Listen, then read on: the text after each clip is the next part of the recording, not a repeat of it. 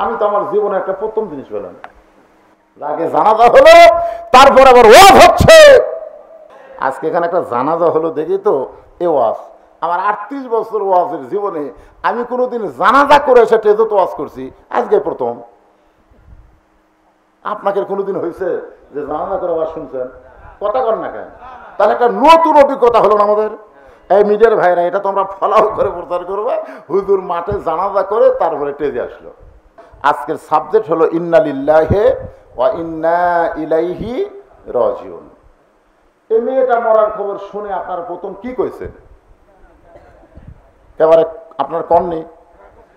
আমি এখানে এসে যখনই শুনলাম যে সভাপতি সাহেবের স্ত্রী মারা গেছে, আমি সঙ্গে সঙ্গে বললাম ইন্না লিল্লাহ ইন্না লিল্লাহ। কিন্তু আমি যে কেন কইলাম, আমি তো নিজেই চিন্তা পড়ে গেলাম। আসলে কি মানুষ মরার পরে ইন্না লিল্লাহ বলা লাগবে? এইরকম কি কোনো বিধান আছে?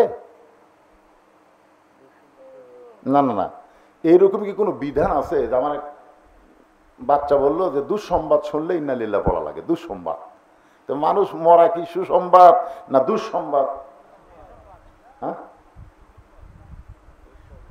দুঃসংবাদ। আসলে একটা গান গাই, দেখেন তো কি কিছু বুঝার পারেন নাকি? কোন বনেরই পাখি তুমি আইলা রে কোন বনে, আবার কোন বনেতে যাইতে হবে পড়ছে নাকি মনে। মিন শারিল ওয়াসওয়াসিল খান্নাস, ভিতরে শয়তান বলে সব বাড়ি যাই। আপনি যখন বাড়ির দিকে যাবেন, দুই কান্তে দুই ফেরেশতা বলবে কে রে পাগলা। হ্যাঁ, কত সুন্দর কথা কোরআন থেকে বক্তারা বলতিছে। আর ওইটা না শুনে তুই যে বাড়ির যাচ্ছি, ওই বাড়িতে তুই থাকতে পারবি? তুই তো প্রত্যেকটা ধাপে ধাপে তোর হায়াতকে অতিক্রম করে তুই মৃত্যুর দিকে হাঁটতেছিস। জোরে কোন কথা ঠিক কিনা? আমি আপনি যেথাই যাই না কেন, আমার হায়াত কি কমতিছে না বাড়তিছে? ছোটবেলা একটা গান শুনতাম, এখন তো সেরকম গান হয় না।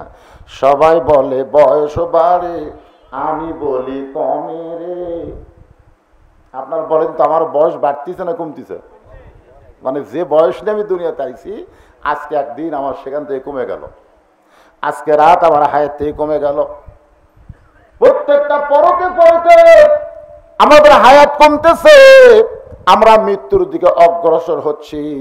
এখন মানুষ মরাটা দুঃসংবাদ না সুসংবাদ, মুসলমান হিসেবে আমাদের জানার দরকার আছে না নাই? আল্লাহ কিন্তু কোরআনে বললেন ইজা, মানে যখন আসাবাতহুম মুসিবা, তোমাদের উপরে বিপদ আপদ মুসিবত আসবে, ক্বালু, তখন তোমরা বলবে ইন্না লিল্লাহি ওয়া ইন্না ইলাইহি রাজিউন। কি বুঝতেছেন? তো সারা জীবন যেটা করে আসতেছি, তার দলিল থাকা লাগবে না? এই কথা কর না কেন? দলিল থাকা লাগবে। দলিল চা কাম করলে হবে? আপনি একটা জমির দলিল আছে না নাই? কথা কয় না কেন? দলিল আছে না? দুনিয়ার একটা জমি, দুনিয়ার একটা জায়গার যদি আপনার দলিল থাকে, আর আখিরাতে আপনি জান্নাতে যাবেন, সেই জান্নাতে আমল করার দলিল থাকা লাগবে না? দলিলে বাপ দাদারা করতেছে, আমরাও করতেছি। তো বাপ দাদা জমি ভোগ করে আসতেছে, এখন আপনি করতেছেন। একজন এসে বলতেছে ভাই তুই যে এই জমি খাচ্ছিস তোর দলিল। বেশি কথা কইস না। ওর দাদা জমিদার আছিল, ওর বাপও জমিদার আছিল, এই শালা আর জমিদার আছে, তোর দলিল নাই, জাকাতুল লয়। আপনি তখন কি করবেন? আমরা অনেক আমল করতেছি, হাসরের ময়দানে আল্লাহ বলে আমল তো করবার কে কইছে? দলিল কি? কই দলিল নাই আল্লাহ, তোর একটাও কবুল হয়নি। আমি আমার হুজুরকে বললাম, হুজুর মানুষ মরার খবর শুনে যে ইন্না লিল্লাহ আমরা পড়ি, এই পড়ার দলিল কি?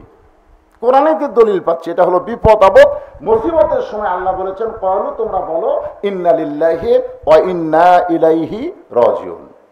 তা আমার হুজুর বলতেছে বাজান, এগুলো দলিল টলিল বুঝে সবাই কয়, আমিও কই। আসলে কি সবাই বললে আমরা বলবো?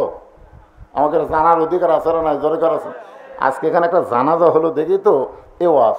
আমার 38 বছর ওয়াজের জীবনে আমি কোনোদিন জানাজা করে এসে টেজে তো ওয়াজ করছি, আজকে প্রথম। আপনাকে কোনোদিন হয়েছে যে জানাজা করে ওয়াজ শুনছেন? কথা কর না কেন? তাহলে একটা নতুন অভিজ্ঞতা হলো না আমাদের। এই মিডিয়ার ভাইরা, এটা তোমরা ফলাও করে প্রচার করবে। হুজুর মাঠে জানাজা করে তারপরে টেজে আসলো।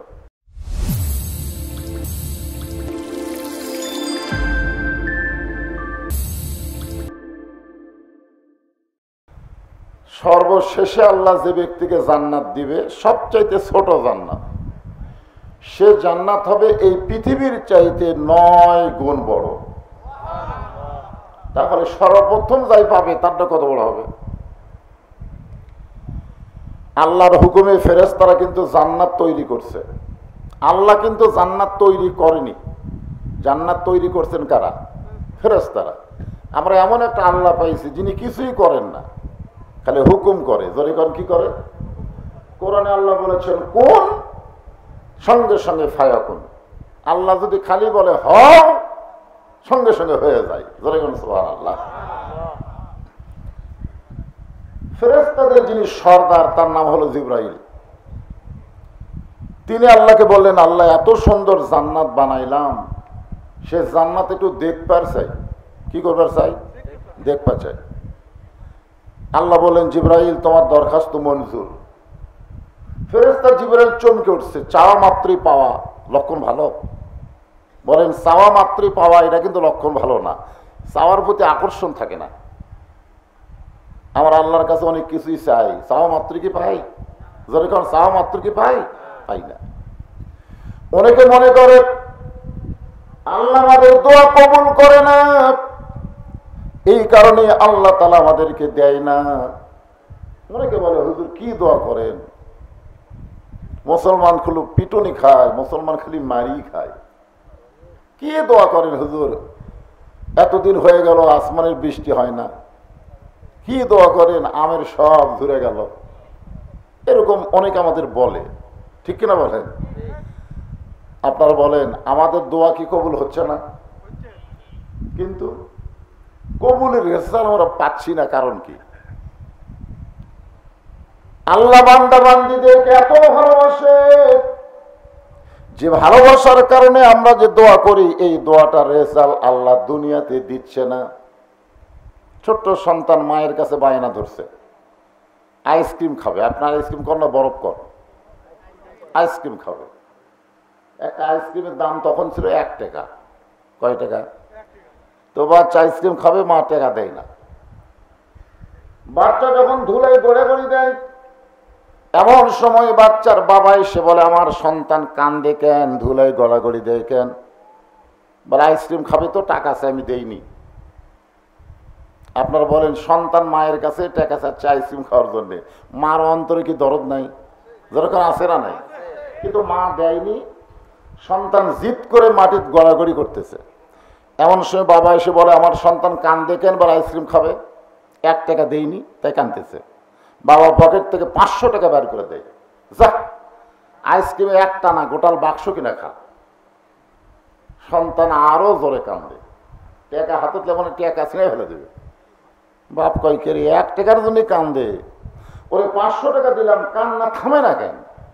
মা বলতেছে, তোমার সন্তান 1 টাকাই চিনে, 500 টাকা চিনে না। ওর কান্না যদি থামাবার চাও তো 1 টাকা দাও। কয় টাকা দাও? তো আমরা শুধু দুনিয়া চিনি, এই চিনার কারণে দুনিয়ার 1 টাকা আমরা আল্লাহর কাছে চাই, কিন্তু আল্লাহ যে আমাদের 500 দিচ্ছে আমাদের বোঝার মতন কোনো ক্ষমতাই নেই।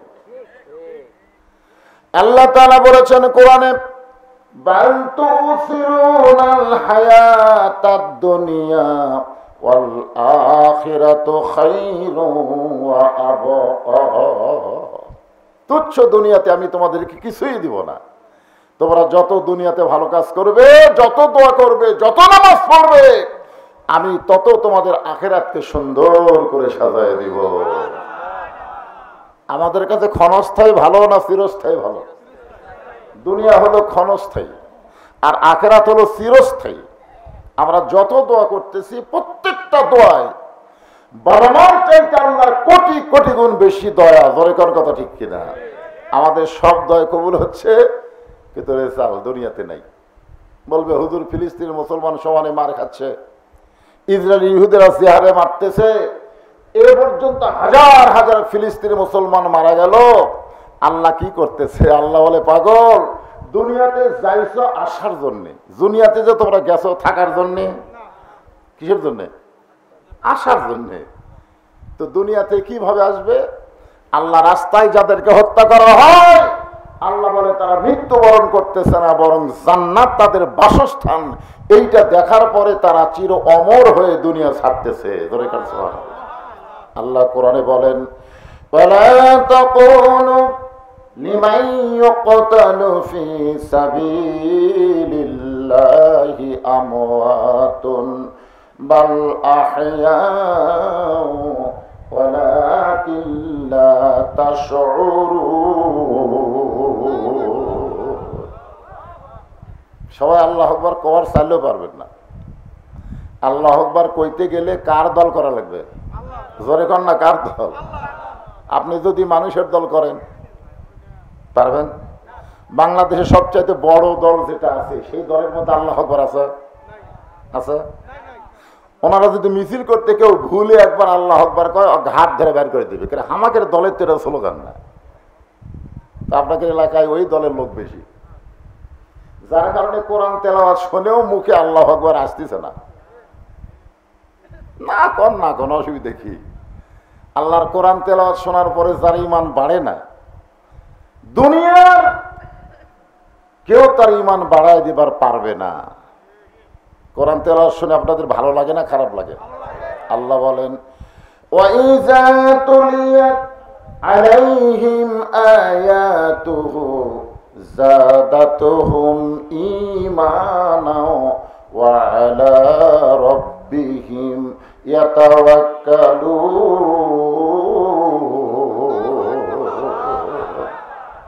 এই কোরআন এমন একটা তেলাওয়াত যেটা মুমিন মুসলমানের ঈমান বাড়ায় দেয়। তো যখন এই কোরআন তেলাওয়াত হবে, শেষ হওয়ার সঙ্গে সঙ্গে জবান খুলে বলবো আল্লাহু আকবার। রাজি আছেন সবাই? হ্যাঁ। আল্লাহ বলেন, যাও।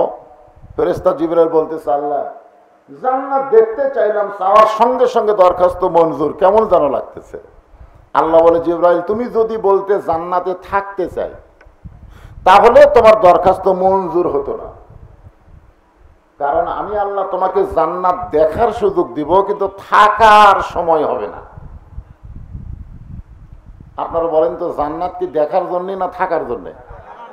দুনিয়া, হ্যাঁ এটা খুব খেয়াল করবেন, দুনিয়া কি থাকার জন্য না দেখার জন্য?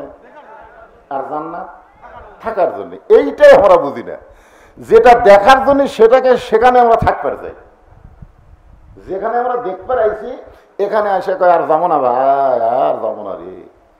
3 তলা 4 তলা 5 তলা বাড়ি বানায়া ঘাড় কাট করে আবার রড বার করেছে, এবার দেখতেছে টাকা হাতে নাই ভাই, খুব আশা আছে 1 তলা বানাবার চাই। 2 কান্দে 2 ফেরেশতা কয়, পাগল, ওই 3 তলা বিল্ডিং এর দিকে না তাকায় বলে দেখাটের গোরস্থানের দিকে তাকায়। তোর এখন কথা দেখছি না, নজর নিচু কর, নিচু কর। তা আমরা তো নিচু করি না, উপর দিকে তাকাই। যতই তাকায় থাকি, থাকা যাবে? থাকতে পারলো? আজকে চলে গেল, বাড়ি ঘর আছে, নিয়ে গেছে অন্ধকার কবরে।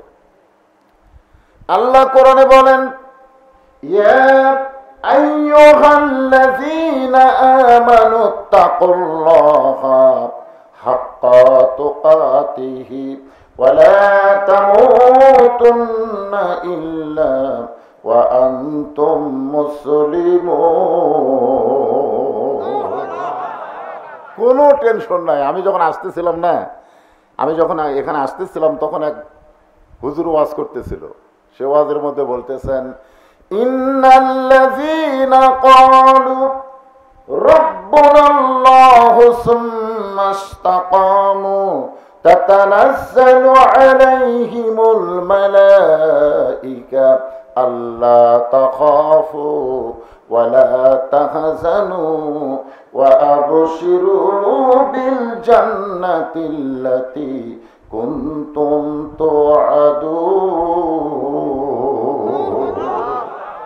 মৃত্যুর বিছানায় যখন পড়ে যাবে, ওই সময় তুমি যদি মুমিন মুত্তাকি মুসলমান হও, তোমার জন্য আল্লাহ রহমতে ফেরেশতা নাজিল করবে। যখন স্ট্রোক করছে সবাই টানে লেগে গেছে রাজশাহী, জোরে কোন কথা ঠিক কিনা? ওই সময় কিন্তু ফেরেশতা ওনার সাথে ঘুরতেছে। রহমতের ফেরেশতা বলবে, আল্লাহ তাখাফু, তোমার কোনো ভয় নাই, ওয়ালা তাহজান, তোমার কোনো চিন্তা নাই, তুমি মৃত্যুর ভয় করো না, কবরের চিন্তা করো না, হাসরের কোনো ভয় করো না, চিন্তা করো না। আমি রহমতের ফেরেশতা তোমার জন্য খোঁজ খবরে নিয়ে আইছি। ওয়াবশিরু বিল জান্নাতিল্লাতী কুনতুম তুআদুন। দুনিয়া থেকে তোমাকে কবরে রাখতে দেরি হতে পারে, কিন্তু রহমতের ফেরেশতা তোমাকে জান্নাতে নিয়ে যেতে দেরি করবে না। সুবহানাল্লাহ। আপনারা কি মনে করতেছেন এ কবর থাকা লাগবে? লাগবে না। কবর হচ্ছে আমাদের দেহ ঢাকার জায়গা, দেহ। আর আমাদের ভিতরে যে পাখি আছে, এই পাখি কিন্তু মরবি নাই, এখানে জায়গা পরিবর্তন করবি। ধরে কি পরিবর্তন? জায়গা পরিবর্তন। আগে আসছিল রুহের জগতে, সেখান থেকে আইছে দুনিয়ার জগতে, সেখান থেকে যাবে কবরের জগতে। কবরের জগৎ থেকে রুহুকে এবার দুই জায়গায় পাঠানো হবে। একটা জায়গা হলো ইল্লিন, আর একটা জায়গার নাম হলো সিজ্জিন। যদি এই মা, যে মা চলে গেল, এই মা যদি 5 ওয়াক্ত নামাজ পড়ে, রমজান মাসে রোজা করে, যদি স্বামীর কথা মতো চলে, আর যদি পর্দার ভিতরে থাকে, আল্লাহ রাসূল বলেছেন আল্লাহ তোমার জন্য একটা না, দুইটা না, জান্নাতের 8টা দরজা খুলে দিবে। সব দরজা খুলে দিবে, আর বলবে তুমি যে দরজাতে খুশি জান্নাতে প্রবেশ করো। কোনো টেনশন আছে? ধরে কোনো টেনশন আছে? আমরা মনে করি আরে এমন আযাব দিবে রে ভাই, কবরের ওই মাটিতে গলা ফেটে রক্ত ঝরবে চিৎকারের ওই চোটেতে। কিছুই না। আপনি কবরে যাওয়ার পরে, আমি যখন কবরে যাব, 2টা ফেরেশতা আসবে আমাদের কাছে। কয়টা? 2টা ফেরেশতা এসে 3টা প্রশ্ন করবে। কয়টা প্রশ্ন করবে? 3টা প্রশ্ন করবে, একেবারে সহজ উত্তর। 1 নম্বর প্রশ্ন হলো মান রব্বুকা, তোমার রবকে? কি কর? 2 নম্বর প্রশ্ন হলো অমান নাবিউকা, তোমার নবীকে? 3 নম্বর প্রশ্ন হলো অমা দিনুকা, তোমার দিন কি? উত্তর দেওয়া মাত্রই আর কোনো খবরই নাই, চলে নিয়ে যাবে ইল্লিন নামক জান্নাতের বাগানে। সুবহানাল্লাহ। আর যদি দিবার না পারে,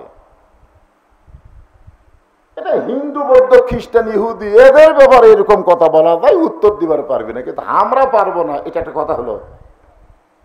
পারবেন না? কি মনে হয়? এই যে কবরের মাটিতে ওই 2 ফেরেশতা চলে আসবে। আমরা আজকে মায়ের জন্য দোয়া করব, আল্লাহ যেন তার কবরের সওয়ালগুলো উত্তর সহজ করে দেয়। ধরে কোন আমিন। এটা কঠিন জায়গা ওইটা ভাই, অন্ধকার কবর। উত্তর দেওয়ার সময়টা গেলে অবশ্যই আলোচনা হবে। তবে যেই কথা বলতে যে একটু মনোযোগ দিয়ে শোনেন। আল্লাহ বললেন জিবরাইল, আমি তোমাকে জান্নাত দেখার সুযোগ দেব, কিন্তু থাকার সময় দেব না। ফেরেশতা জিবরাইল বললেন আমার অপরাধ কি? আমি কি অপরাধ করছি যে আমাকে জান্নাত দেখবার দিবেন, থাকবার দিবেন না? আল্লাহ বললেন তোমার অপরাধ হলো তুমি আমার বান্দা না। তুমি আমার কি না? বান্দা না। জান্নাত বানাইছি কার জন্য? ফাদখুলি ফি ইবাদি ওয়াদখুলি জান্নাতি। আল্লাহর বান্দা বান্দি ছাড়া জান্নাতে কেউ থাকতে পারবে না। জান্নাতে থাকার শর্ত হলো বান্দা বান্দি হওয়া লাগবে। কি হওয়া লাগবে?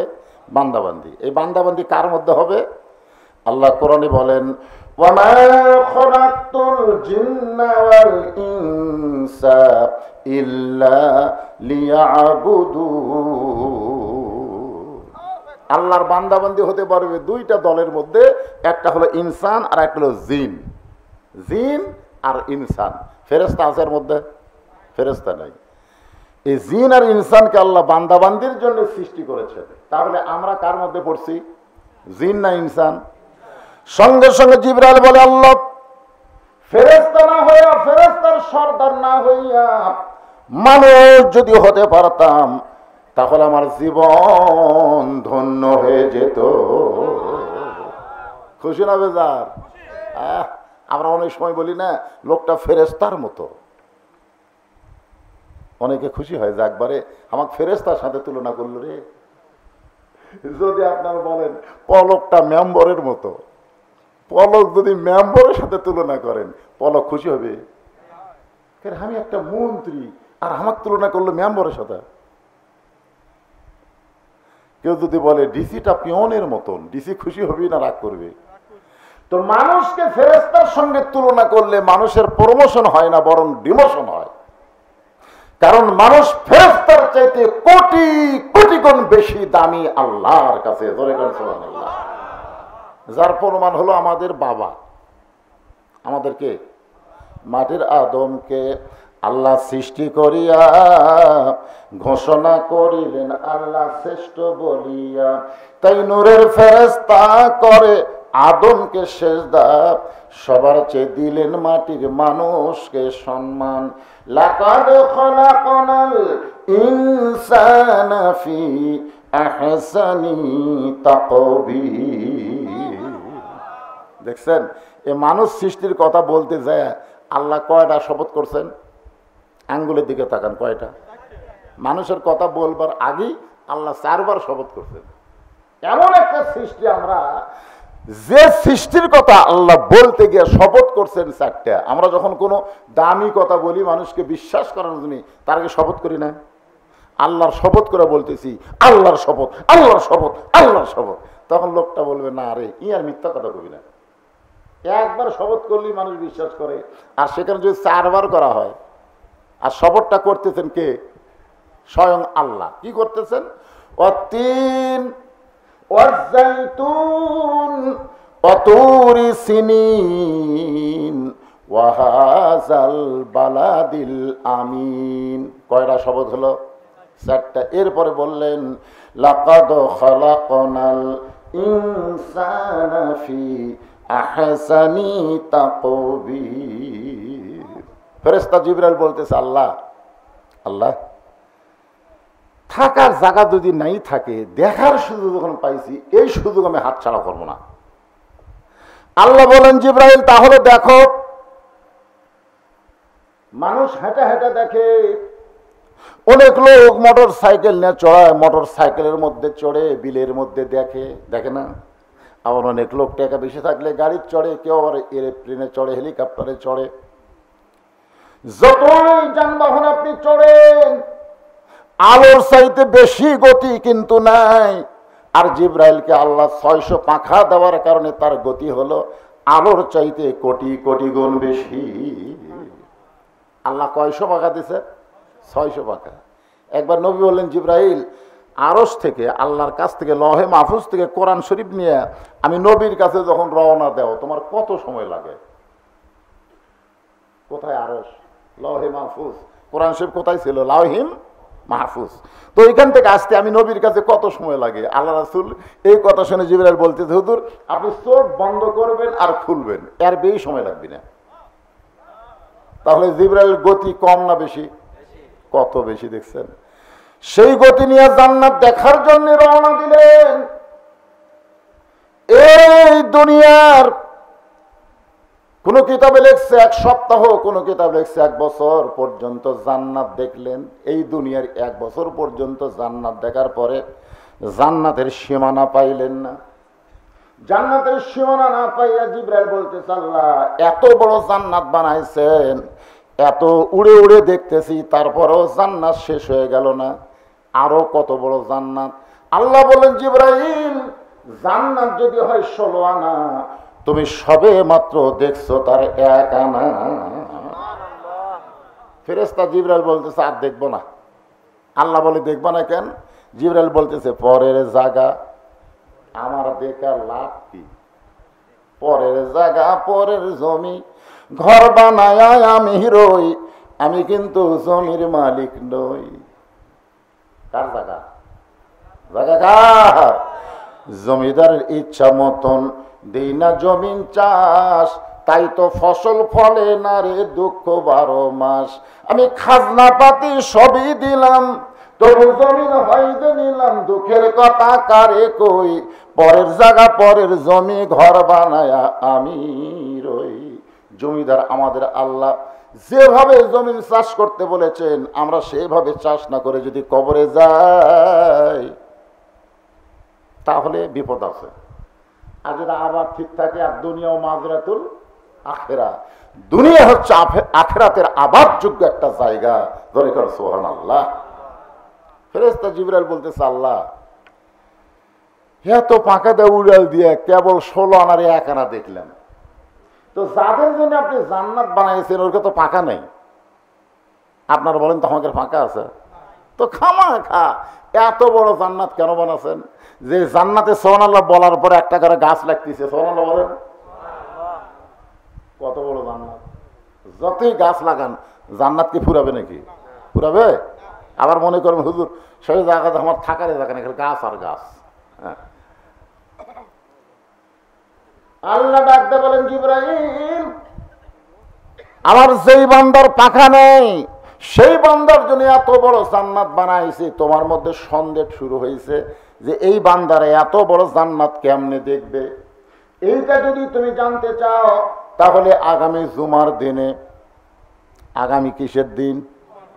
জুমার নামাজের আজান দেওয়ার পরে যেই মুসল্লি মসজিদের মধ্যে সর্বপ্রথম ঢুকবে তাকে জিজ্ঞাসা করলেই জানতে পারবে এত বড় জান্নাত আমার বান্দা বান্দিরা কেমনে দেখবে। সুবহানাল্লাহ বলেন। আসলে হাদিস বা কোরআন যেখানে জান্নাতের কথা আছে, বান্দার কথা আছে, বান্দির কথা পরে কইছে। কারণ আছে, কারণ আছে। কারণটা হলো আল্লাহ আগে জান্নাতে কাকে তৈরি করছে? আদমকে না হওয়াকে? কথা কয় না? হ্যাঁ, এই জন্য মেয়ে মানুষের জানাজায় লোক হওয়ার দরকার নাই। মেয়ে মানুষের জানাজায় মাইকিং করাও যাবে না। মেয়ে মানুষের জানাজায় বলাও যাবে না মেয়েটা কেমন ছিল। অনেক দিক দিয়ে কিন্তু সমস্যা আছে, আছে না নাই? কারণ আমার মায়েরা যারা জান্নাতে হবে ওনাদের জান্নাতের সর্দারিনী যিনি হবেন তার নাম কি? এটা কি আপনাদের কারো সন্দেহ আছে নাকি? প্রত্যেক জুমার সানি খুদ্বায় ইমাম সাহেব আপনাকে শুনাই দিচ্ছে, আরবিতে বলে হয়তো বুঝবার পারেন না। আপনাকে ইমাম সাহেব কি সানি খুদ্বায়, সানি খুদ্া মানে প্রত্যেক জুমার দ্বিতীয় খুদ্বায় কিন্তু বলে, আপনারা শোনেন, সাইয়্যিদাতুন নিসায়ে আহলেল জান্নাহ ফাতেমাতুজ যোহরা, জান্নাতে নারীদের যিনি নেত্রী হবেন তার নাম হলো ফাতেমাতুজ যোহরা। হ্যাঁ, আপনারা বলেন তো উনি যে জান্নাতি নারীদের নেত্রী হয়েছিল খালি নবীর মেয়ে হওয়ার কারণে? আপনাদের কি ধারণা নবীর মেয়ে হওয়ার কারণেই হয়তো জান্নাতি নারীদের নেত্রী হয়েছে? তা কিন্তু না। আল্লাহ নবী বলতেন ফাতেমা, নবী হওয়ার মেয়ে, নবীর মেয়ে হওয়ার কারণে তুমি জান্নাতি, এইটা কখনোই চিন্তা করবা না।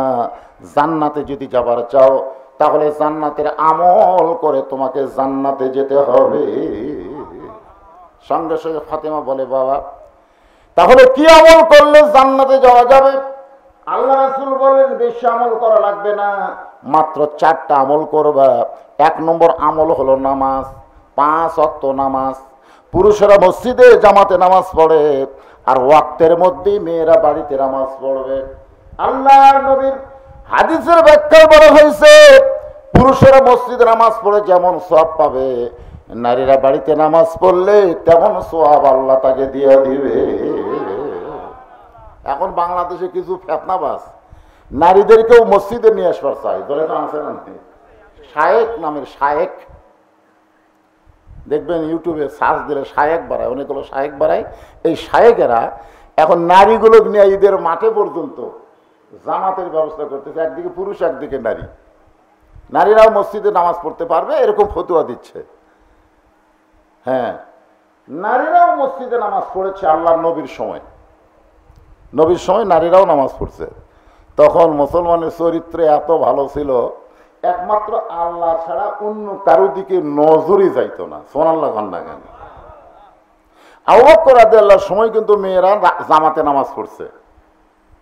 দেখবেন মসজিদের কাতারের ব্যাপারে বলা হয়েছে, প্রথম কাতারে থাকবে পুরুষ মানুষ, বয়স্ক পুরুষ, বয়োজ্যেষ্ঠ পুরুষেরা থাকবে প্রথম কাতারে, দ্বিতীয় কাতারে থাকবে যুবকেরা, দ্বিতীয় কাতারে কে থাকবে? যুবকেরা। আবার বলছে প্রথম কাতারে আলেম ওলামারা থাকবে, বয়স্ক লোকেরা থাকবে, দ্বিতীয় কাতারে যুবকেরা থাকবে, তৃতীয় কাতারে ছোট ছোট বাচ্চারা দাঁড়াবে, চতুর্থ কাতারে হিজড়ারা থাকবে, হিজড়া ধরে কোন কি থাকবে, আর পঞ্চম কাতারে শেষ কাতারে মেয়েরা থাকবে। তাহলে এরকম কাতারের কথা যখন বলা হয়েছে তাহলে মেয়েরাও নামাজ পড়িছে, ঠিক কিনা বলেন? যদি নামাজ না পড়তো তাহলে পঞ্চম কাতারের কথা কেন বললেন? কিন্তু হযরত ওমর ফারুকের সময় পার্থ পৃথিবী যখন তিনি শাসন শুরু করলেন, ওই সময় চিন্তা করলেন মেয়েরা যদি মসজিদে নামাজ পড়তে আসে, জামাতে নামাজ পড়া ওয়াজিব, আর পর্দা মানা হলো ফরজ। জামাতে নামাজ পড়া কি ওয়াজিব, আর পর্দা মানা কি? এখন ওয়াজিব আদায় করতে এসে ফরজ যদি তরক হয়ে যায়, পর্দার যদি খেলাফ হয়, তিনি বড় ভয় করলেন এবং তিনি ঘোষণা করলেন মেয়েরা বাড়িতে নামাজ পড়লেই জামাতের সওয়াব পাবে। সমস্ত মেয়েরা কথাটা মানলো, কিন্তু ওমর ফারুকের বিবি কথাটা এলাও করলো না। আমি যত বড়ই বক্তা হই, আপনার বউ, আপনারা হয়তো আমার কথা এলাও করবেন, মানবেন, কিন্তু আমার বউ কিন্তু সহজে মানবে না।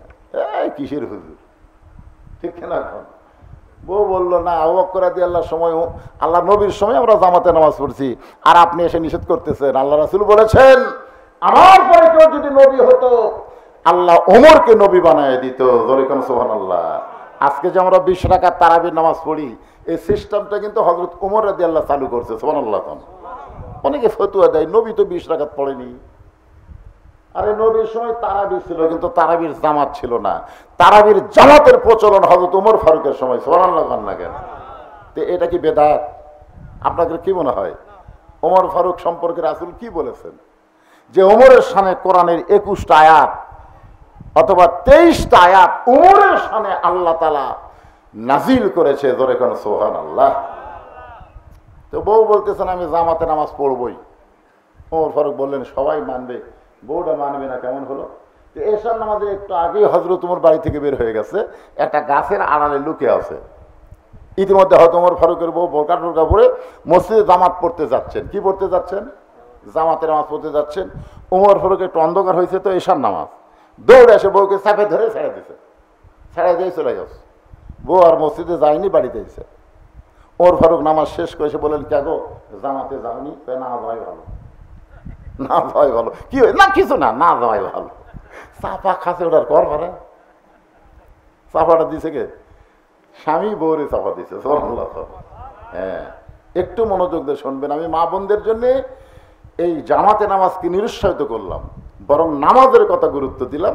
নামাজ হলো 1 নম্বর ইবাদত মেয়েদের জন্য। আমাদের জন্য তো 1 নম্বরই, কিন্তু মেয়েদের যে 4টা আমল, আমাকে কি 4 আমল? আমাকে বহু আমল। কি আমল করা লাগবে? ইন্নালিল্লাহ দিয়া আজকে আমি আপনাদের সামনে আলোচনা করব। মেয়েদের 2 নম্বর আমল হলো রমজান মাসে রোজা। রমজান মাসে রোজা রাখতে হবে। 3 নম্বর আমল হলো স্বামীর কথা মতো চলা লাগবে।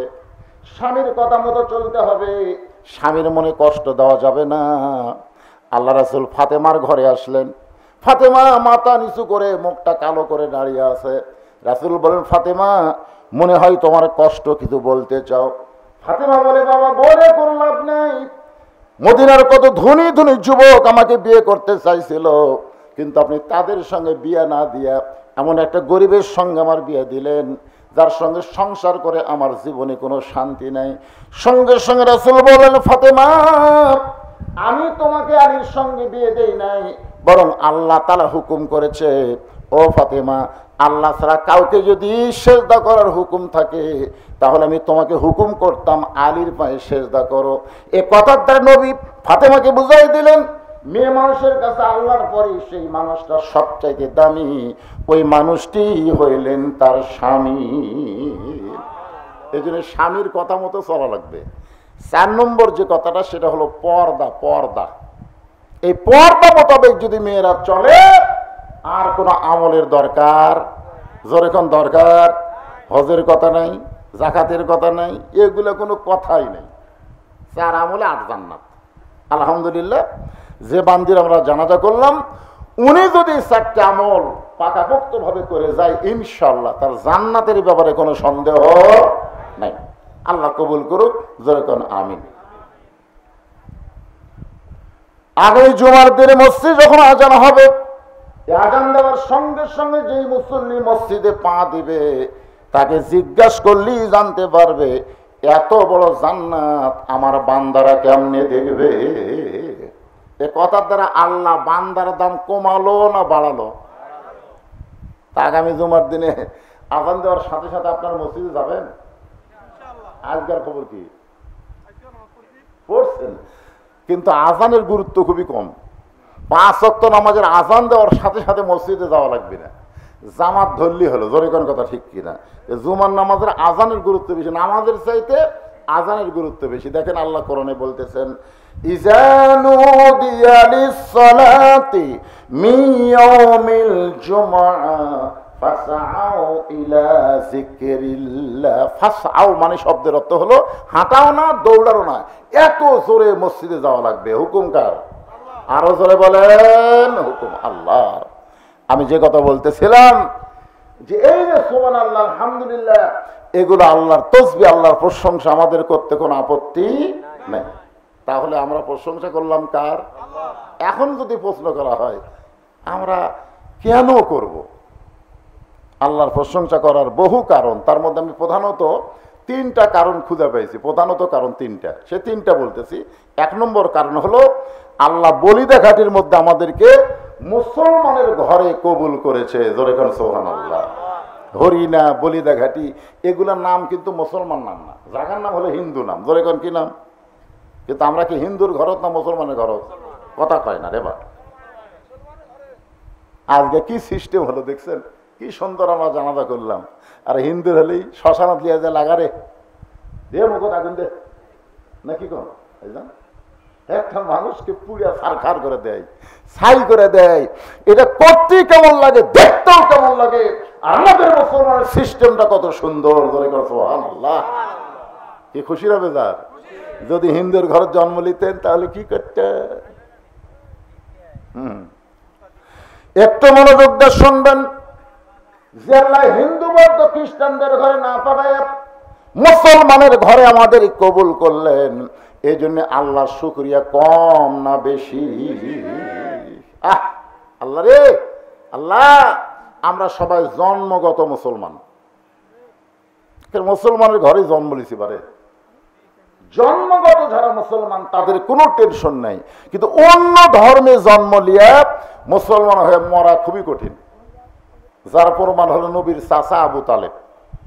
আপনারা বলেন তো, যিনি নবীকে বাবার দয়া দিয়ে লালন পালন করছে তার নাম কি?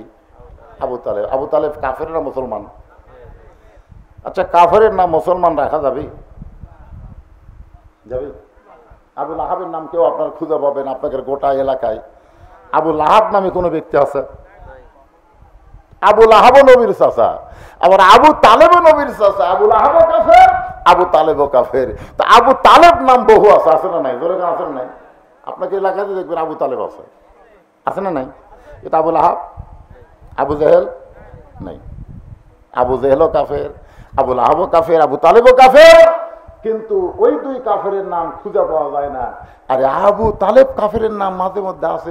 কারণ হলো আল্লাহ নবী বলেছেন, মায়ের পেট থেকে আমি এতিম হয়েছি, কিন্তু দুনিয়াতে আসার পরে এতিম ছিলাম না। আমার চাচা আবু তালেব আমাকে এমন ভাবে লালন পালন করেছে, আমার যে বাবা নাই এটা কোনোদিন আমি বুঝতে পারিনি। সুবহানাল্লাহ। সে আবু তালেব মৃত্যুর বিছানায় যখন শুয়ে গেছে, আল্লাহ নবী বলতেছে, চাচা আমাকে এত দরদ করে আপনি লালন পালন করলেন, আপনি জাহান্নামের আগুনে পড়েন এটা আমি চাই না, বরং শুধু একটা বার আপনি বলেন লা ইলাহা ইল্লাল্লাহ মুহাম্মাদুর রাসূলুল্লাহ, আমি নবী ওয়াদা করতেছি আপনার হাত ধরে জান্নাতে পৌঁছে দিব। আবু তালেব বললেন, বাজান মরে যখন যাচ্ছি বাপ দাদার ধর্ম ছাড়বো না। এখান থেকে প্রমাণ হলো অন্য ধর্মে জন্ম নিয়ে মুসলমান হয়ে মরা কঠিন, আর মুসলমানের মধ্যে জন্ম নিয়ে মুসলমান হয়ে তার জন্য মরা সহজ। এই যে আল্লাহ আমাদের জন্য সহজ বিধান রাখলেন, খুশি না বেজার?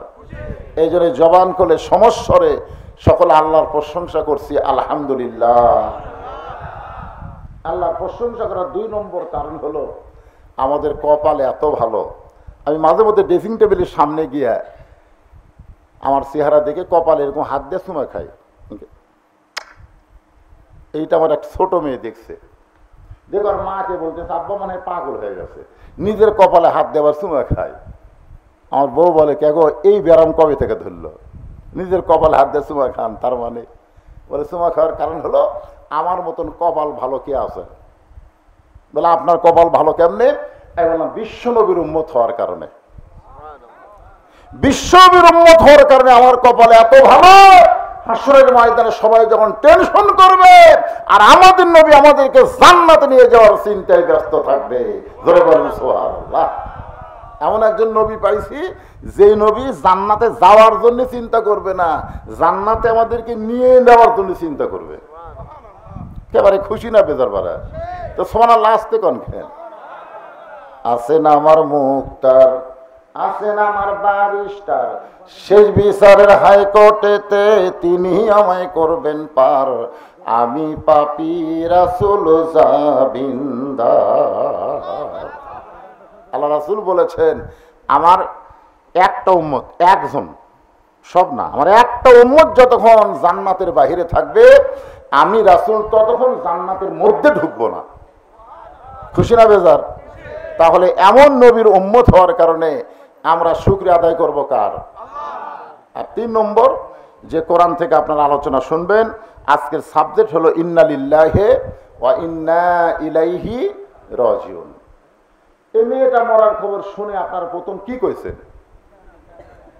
একেবারে আপনার কননি। আমি এখানে এসে যখনই শুনলাম যে সভাপতি সাহেবের স্ত্রী মারা গেছে, আমি সঙ্গে সঙ্গে বললাম ইন্না লিল্লাহ ইন্না লিল্লাহ। কিন্তু আমি যে কেন কইলাম আমি তো নিজেই চিন্তা পড়ে গেলাম। আসলে কি মানুষ মরার পরে ইন্না লিল্লাহ বলা লাগবে? এইরকম কি কোনো বিধান আছে? না না না, এইরকম কি কোনো বিধান আছে যে আমার বাচ্চা বললো যে দুঃসংবাদ শুনলে ইন্না লিল্লাহ বলা লাগে? দুঃসংবাদ তো মানুষ মরা কি সুসংবাদ না দুঃসংবাদ? হ্যাঁ, দুঃসংবাদ। আসলে একটা গান গাই, দেখেন তো কি কিছু বুঝার পারেন নাকি? কোন বনেরই পাখি তুমি আইলারে কোন বনে, আবার কোন বনেতে যাইতে হবে পড়ছে নাকি মনে। মিন শারিল ওয়াসওয়াসিল খান্নাস, ভিতরে শয়তান বলে সব বাড়ি যাই। আপনি যখন বাড়ির দিকে যাবেন দুই কান্তে দুই ফেরেশতা বলবে কে রে পাগলা, হ্যাঁ কত সুন্দর কথা কোরআন থেকে বক্তারা বলতিছে, আর ওইটা না শুনে তুই যে বাড়ি যাচ্ছি ওই বাড়িতে কি তুই থাকতে পারবি? তুই তো প্রত্যেকটা ধাপে ধাপে তোর হায়াতকে অতিক্রম করে তুই মৃত্যুর দিকে হাঁটতেছিস। জোরে কোন কথা ঠিক কিনা? আমি আপনি যেথাই যাই না কেন আমার হায়াত কি কমতিছে না বাড়তিছে? ছোটবেলা একটা গান শুনতাম, এখন তো সেরকম গান হয় না। সবাই বলে বয়স বাড়ে, আমি বলি কমে রে। আপনার বলেন তো আমার বয়স বাড়তিছে না কমতিছে? মানে যে বয়স নিয়ে আমি দুনিয়াতে আইছি আজকে একদিন আমার সেখান থেকে কমে গেল, আজকে রাত আমার হায়াত থেকে কমে গেল। প্রত্যেকটা পরকে পরকে আমাদের হায়াত কমতেছে, আমরা মৃত্যুর দিকে অগ্রসর হচ্ছি। এখন মানুষ মরাটা দুঃসংবাদ না সুসংবাদ মুসলমান হিসাবে আমাদের জানার দরকার আছে না নাই? আল্লাহ কিন্তু কোরআনে বললেন ইজা, মানে যখন আসাবাতহুম মুসিবা, তোমাদের উপরে বিপদ আপদ মুসিবত আসবে, ক্বালু তখন তোমরা বলবে ইন্না লিল্লাহি ওয়া ইন্না ইলাইহি রাজিউন। বিপদ আপদ মুসিবত আসলে যে আয়াত পড়ার হুকুম আল্লাহ করেছেন, আর মরে যাওয়ার পর আমরা কেন এইটা পড়ি? আমি বহু আলেমকে বলছি, এমনকি আমার যিনি ওস্তাদ শেরপুর আলিয়া মাদ্রাসার প্রিন্সিপাল, ওনাকে বলেছিলাম হুজুর এই যে মানুষ মরে গেলে আমরা যে ইন্না লিল্লাহ কই, এটা কোরআন হাদিসের কোন জায়গাতে আছে যে বলা লাগবে? তো আমার ওস্তাদ বলতেছে একদিন পর তোর এই প্রশ্ন কেন? আমরা হইয়াহিনী পড়ে আসতেছি, সবাই পড়ে আমরাও পড়ি, এইরকম কথা বললে তো হবে না। আমরা আগে থেকে শবে বরাত পালন করে আসতেছি, এখন আসে বলতে শবে বরাত রাত যে জাগবে ব্যবসাখানার কাটানোর চাইতেও খারাপ, ব্যবসাখানা থাকলেও নাকি আর চাইতে ভালো। এখন এসে কথা কন না কেন? এই শায়েখ যারা তারা কি বলতেছে, শবে বরাতের রাতে ইবাদত করার চাইতে ব্যবসাখানায় যাওয়া ভালো। ব্যবসাখানা বোঝেন আপনারা? বোঝেন তো? নাউজুবিল্লাহ কন না কেন? পতিতালয়ে কাটানো ভালো, মসজিদে না কাটায় পতিতালয়ে কাটান। এইবার আবার রমজান মাসে এক শায়েখ হলো 26 তারিখ দিবাগত রাত জাগা বেদাত। কি বুঝতেছেন? তো সারা জীবন যেটা করে আসতেছি তার দলিল থাকা লাগবে না? এই কথা কর না কেন? দলিল থাকা লাগবে, দলিল কাম করলে হবে? আপনি একটা জমির দলিল আছে না নাই? কথা কয় না কেন? দলিল আছে না? দুনিয়ার একটা জমি, দুনিয়ার একটা জায়গার যদি আপনার দলিল থাকে, আর আখিরাতে আপনি জান্নাতে যাবেন, সেই জান্নাতে আমল করার দলিল থাকা লাগবে না? দলিলের বাপ দাদারা করতেছে, আমরাও করতেছি। তো বাপ দাদা জমি ভোগ করে আসতেছে, এখন আপনি করতেছেন। একজন এসে বলতেছে, ভাই তুই যে এই জমি খাচ্ছিস তোর দলিল? বেশি কথা কইস না। ওর দাদা জমিদার ছিল, ওর বাপও জমিদার ছিল, এই শালা আর জমিদার আছে, তোর দলিল নাই, জাকাতুল লয়। আপনি তখন কি করবেন? আমরা অনেক আমল করতেছি, হাসরের ময়দানে যদি আল্লাহ বলে আমল তো করবার, কে কইছে দলিল কি? দলিল নাই আল্লাহ, তোর একটাও কবুল হয়নি। আমি আমার হুজুরকে বললাম, হুজুর মানুষ মরার খবর শুনে যে ইন্নালিল্লাহ আমরা পড়ি, এই পড়ার দলিল কি?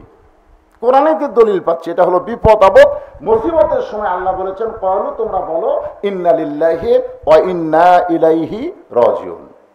তা আমার হুজুর বলতেছে, বাজান এগুলা দলিল টলিল বুঝি না, সবাই কয় আমিও কই। আসলে কি সবাই বললে আমরা বলবো? আমাকে জানার অধিকার আছে না? নাই, দরকার আছে। আজকে এখানে একটা জানাজা হলো দেখি তো, এ ওয়াজ আমার 38 বছর ওয়াজের জীবনে আমি কোনোদিন জানাজা করে এসে টেজে তো ওয়াজ করছি, আজকে প্রথম। আপনাকে কোনোদিন হয়েছে যে জানাজা করে ওয়াজ শুনছেন? কথা কর না কেন? তাহলে একটা নতুন অভিজ্ঞতা হলো না আমাদের। এই মিডিয়ার ভাইরা, এটা তোমরা ফলাও করে প্রচার করবে, হুজুর মাঠে জানাজা করে তারপরে টেজে আসলো। আমি তো আমার জীবনে একটা প্রথম জিনিস পেলাম, আগে জানাজা হলো, তারপর আবার ওয়াজ হচ্ছে। বাস্তব কথাগুলো আমি আপনাদের সামনে বলতেছি ভাইজান, বহু ওয়াজ জীবনে শুনবেন, আজকে একটু মনোযোগ দিয়ে কথাগুলো শুনবেন। রাজি আছেন সবাই? তো আমাদের এক মা মারা গেল, আমাদের একজন বাবা মারা গেল, আমাদের একজন ভাই মরে গেল, আমাদের একজন বোন মরে গেল। মরার কথা শুনেই আমরা বিপদের আয়াত করলাম, ইন্না লিল্লাহ ইন্না লিল্লাহ।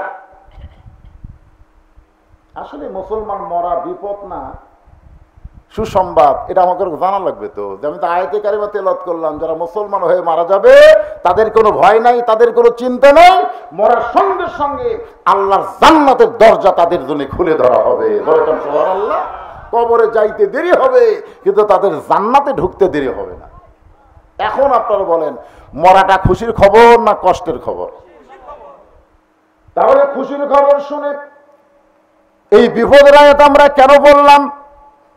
অনেকে এখন চিন্তায় পড়ে গেছেন, গোলক ধাঁধায় পড়ে গেছেন, মনে মনে ভাবতেছেন যে মরাটাই হলো সব চাইতে বড় বিপদ। আসলেই বিপদ, মরাটা হলো সবচাইতে বড় বিপদ। কার জন্যে? এই মরাটা হলো সবচাইতে বড় বিপদ কার জন্যে? যে নামাজ পড়েনি, যে রোজা করেনি, যে আল্লাহর কোনো হুকুম মানেনি, ওই বদমাইশের জন্য মরাটা হলো সবচাইতে বড় বিপদ। কারণ মরার সাথে সাথে ওর আযাব শুরু হবে। কথা বল না কেন? আর আযাব শুরু হবে, মৃত্যুর সময় আযাব, কবরে আযাব, সব জায়গায় খেলে আযাব। এই যে সুদ খাচ্ছে, ঘুষ খাচ্ছে, টাকার পাহাড় জমাইছে, কবরে যাওয়ার সাথে সাথে বিষাক্ত সাপ এসে সাইজ করবে। একটা গান আছে, ছোটবেলায় শুনছি, যদি ফুলগুলো হয় অভিমানে ঝরে যায়, আমি মালা গেথে বলো কারে পরাবো, সে যে কেন এলো না, কিছু ভালো লাগে না, কবরে আসুক তারে আমি মজা দেখাবো। এই কবরে মজা আছে না নাই? কার জন্যে? এখন যদি আপনারা বলেন হুজুর আমাকেরও জন্যে, তাহলে ইসলাম ওজা হিন্দুতে, এই ইসলাম ওজা হিন্দুতে, মুসলমান ওজা কাফের তাই। গোলে বলে আলু করলে হবে না। আজকে জান্নাতের বাগানে বসে যারা রাত জাগা শুনতেছেন, আর যাই হোক তাদের কবর কবর হবে না, আল্লাহ তাদের কবরকে জান্নাতের টুকরা বানিয়ে দিবে। কেমনে বানিয়ে দিবে? এমনি দিবে না, কেমনে দিবে? এইটা মুসলমানের বাচ্চা হিসাবে আমাদের জানার অধিকার আছে না নাই? অধিকার আছে না? একটু মনোযোগ দিয়ে শুনবেন, মনোযোগ দিয়ে শুনলেই বুঝতে পারবেন কঠিন কোন সাবজেক্ট আপনাদের সামনে বলতেছে না। ভাই যাইতেই যখন হবে, বাড়ির থেকে বের হলেই বউ কান গরম করে দেয়, দেখাশোনা আওয়াজ করবেন। আমি কি দেখবো? বলে দেখবেন বর্তমান সরকারের কোনো নেতা তেজত আছে কিনা, আশেপাশে পুলিশের গাড়ি, র্যাবের গাড়ি আছে কিনা, এগুলাকে দেখবেন, তারপর ওয়াজ করবেন। এগুলা থাকলে তেল তেলা ওয়াজ মারা বাড়িতে আসবেন। আমি বললাম, আমি যে বাড়িতে আসতে পারবো তার গ্যারান্টি কি? বলে না, এগুলা কঠিন ওয়াজ না করলে তো পুলিশ ধরবি না, পুলিশ না ধরলেই তো আপনি চলে আসবেন। আমি বলি, পুলিশ না ধরে যদি আজরাইল ধরে? যেই কইছে আজরাইল, আব্বু চমকে করছে। এতদিন খালি পুলিশ ধরারই টেনশন করছি গো, আজরাইল ধরার কোনো টেনশন করিনি। আপনারা কি ধরার টেনশন করেন, পুলিশ না আজরাইল? এই ভোটের আগে আমাদের বগুড়াত কি হলো জানেন? যারা বিএনপি করে, জামাত করে, এরকম পুলিশ একেবারে বাছাই করে করে ধরা শুরু করলো। আমার এলাকার একজন নেতা ওই জেতা অবস্থায় গোরস্থানে একটা কবর খুঁড়িছে। একের গোরস্থানের মাঝখানে একটা কবর করে সেই কবরের নিচে খেয়ার দিছে, তার উপর কম্বল দিয়ে, তার উপর ল্যাপ নেয়, আরামসে ঘুম পাড়ে। রাত্রেবেলা বউকে মোবাইল করে, কেন খবর কি? বউ চুম করে বলে, আপনার খবর কি? বলে, মাশাআল্লাহ, কোনো টেনশন নেই, এমন জায়গাতে আছি পুলিশের বাপেরও ক্ষমতা নেই এ জায়গাতে আসে। বউ বলতেছে, তারও ভালো থাকেন। সন্ধ্যা থেকে এ পর্যন্ত 3 বার পুলিশ আইছিল। স্বামী বলতেছে, যতই চেষ্টা করুক হামাক খুঁজে পাবি না। আসলে গোরস্থানের মধ্যে জেতা অবস্থায় শুয়ে থাকা আপনি কোন লক্ষণ ভালো মনে করেন? আপনাকে বোঝানোর জন্য বলতেছি, আজকের এই লাশ দাফন করার জন্য বোঝানোর জন্য বলতেছি। মনে করেন আল্লাহ আজরাইলকে বলতেছে, যা তো পুলিশের চেহারায় ওর কাছে যা। কার চেহারায়? বর্তমানে মানুষ খালি বাংলার লোকেরা পুলিশ ধরার চিন্তা করতেছে, আজরাইল ধরার চিন্তাই করতেছে না। যা, ওর কাছে পুলিশের পোশাক পরে যা। তা আজরাইল পুলিশের পোশাক পরে ওই গোরস্থানে যায়, বলতে, কে রে ভাই? মাথা বের করে বলে, এই জায়গার তো খবর কে দিল? আমি তো মনে করছিলাম গোরস্থানের নিরাপদ, আর এই জায়গার তুই পুলিশ কেমনি খবর পালি? বলে, আমি তো পুলিশ না ভাই, আমি হলো আজরাইল। তখন কান দেওয়া হলো, ভাই রে, বর্তমান বাংলাদেশে পুলিশ ধরার ভয়ে আজরাইল যে ধরবে এইটা আমাকে মনেই নেই। একজন মা দুনিয়ার থেকে বিদায় নিল, এরপর আপনাকে মনে কি কয়? যে কোনো সময় ধরবার পারে? কথা কোন ধরবার পারে? তো কারা কারা ঈশার নামাজ পড়েননি জানা না? যারা বলতেছেন যে কোনো সময় ধরবার পারে, এই কথা বলার পরে যদি ঈশার নামাজ না পড়েন, তাহলে আপনি মনে হয় খুব জাননেওয়ালা আছেন যে ফজর পর্যন্ত আমি বাঁচবো। ফজর পর্যন্ত বাঁচার কোনো গ্যারান্টি আছে? তাহলে ঈশার নামাজও পড়লেন না, ফজর আগেও মরে গেলেন। তখন আমরা হুজুরা জানাজা দিয়া দোয়া করতেছি, আল্লাহ আল্লাহ কাই তোর চোখের পানি সাগর বানা, আমার রহমতের দরিয়ায় দোষ মারবে না। কারণ আল্লাহ সালাত আলা ঈমানা, যার নামাজ নাই তার ঈমান নেই। যে ব্যক্তি নামাজ বাদ দিয়ে কবর আইছে, ওই বেঈমান হয়ে গোরস্থানে আইছে। করে কোন কথা ঠিক না? ওদের কান্দে জানাজা দিয়ে কোনো লাভ হবে না। ওই যে ঈশার নামাজ পড়ে ফজর আগে মারা যাইতো, ওর জানাজা না থাকলো, ওর নামাজ আদায়ের কারণে আমি আল্লাহর জান্নাত দিয়ে দিতাম। শুধুমাত্র কলেমা মুখে জারি থাকার কারণে আল্লাহ তার জীবনের সমস্ত গুনাহ মাফ করে দেন। নামাজের দ্বারা, রোজার দ্বারা, হজের দ্বারা সব গুনাহ মাফ হওয়ার কোনো গ্যারান্টি নেই। এটা এমন একটা কলেমা যে কলেমার সম্পর্কে বলা হয়েছে আফজালুজ জিকির লা ইলাহা ইল্লাল্লাহ। এইটা জিকির করতে আপনাদের কি শরম লাগতেছে? মন খারাপ? মরা লাগবি তো। তাহলে এই জন্য সকলে মন খোলে, প্রাণ খোলে আল্লাহর জিকির করতে কোনো শরম নাই। লা ইলাহা ইল্লাল্লাহ, লা ইলাহা ইল্লাল্লাহ, লা ইলাহা, লা ইলাহা ইল্লাল্লাহ মুহাম্মাদুর রাসূলুল্লাহ। সকলেই বলি সাল্লাল্লাহু আলাইহি ওয়াসাল্লাম।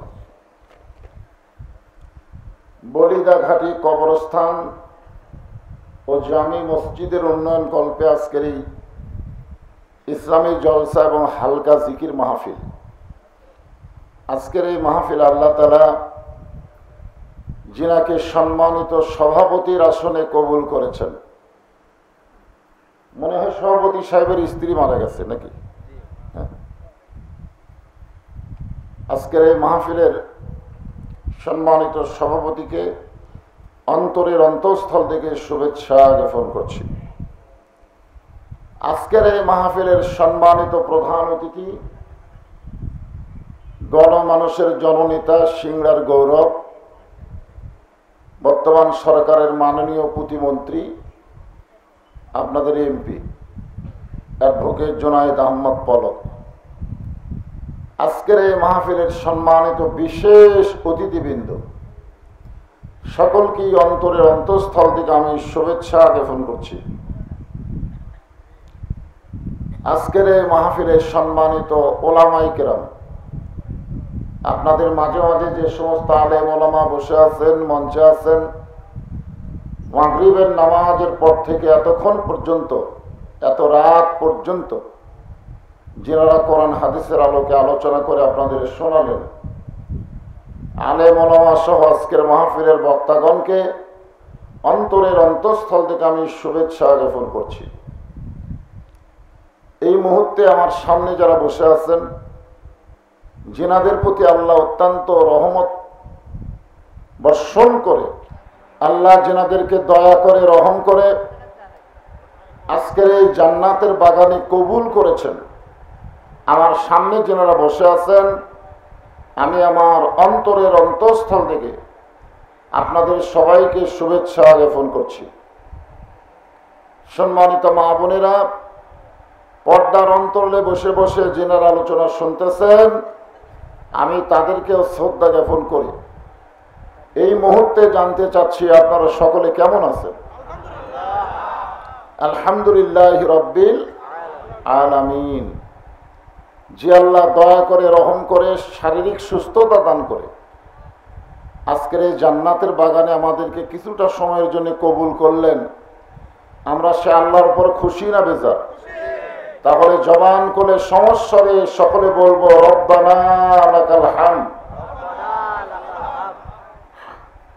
হামদান কাসীরান তাইয়িবান মুবারাকান ফীহি।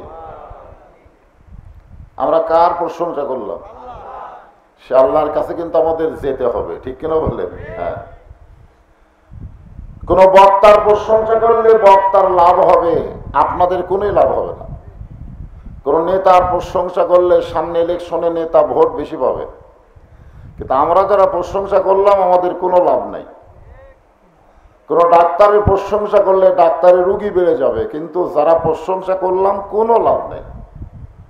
কিন্তু আমরা এমন একজন আল্লাহর প্রশংসা করলাম যে প্রশংসা করার কারণে আল্লাহর কোনোই লাভ নেই, বরং যারা প্রশংসা করলাম আল্লাহ তাদের প্রতি এত খুশি, আসমান এবং জমিনের ফাঁকা জায়গাটা আল্লাহ নেকি দিয়ে পরিপূর্ণ করে দেয়। এই যে সুবহানাল্লাহ বললেন, এটাও কিন্তু আল্লাহর প্রশংসা। বলার সঙ্গে সঙ্গে আল্লাহ এত খুশি হলো, আপনি বসে আছেন বলিদাঘাটের মাহফিলে, আর আপনাদের নামে নামে আল্লাহ জান্নাতের বাগানে একটা করে গাছ লাগাই দিবে। কেমন গাছ? সে গাছ সম্পর্কে বলা হয়েছে এমন একটা ফলবান বৃক্ষের গাছ, যে বৃক্ষের কাছে আপনি শুধু বলবেন আলা তাস্তাহি আনফুসুকুম, আপনার মন যা চাবে সেই ফল সে গাছ থেকে আপনি পেয়ে যাবেন। গাছের আয়তন কত বড়! রাসূল বলেছেন এক একটা সুবহানাল্লাহর গাছের আয়তন এত বিশাল হবে, তেজস্বী ঘোড়া দৌড়ানো শুরু করলে আর ছায়া অতিক্রম করতে 500 বছর লাগবে। যতবার বলবেন ততবারই কিন্তু গাছ হবে। এখন হয়তো ভাবতেছেন হুজুর এত বিশাল বিশাল গাছ দিয়ে কি আমি জান্নাত ধরে ফেলবো নাকি?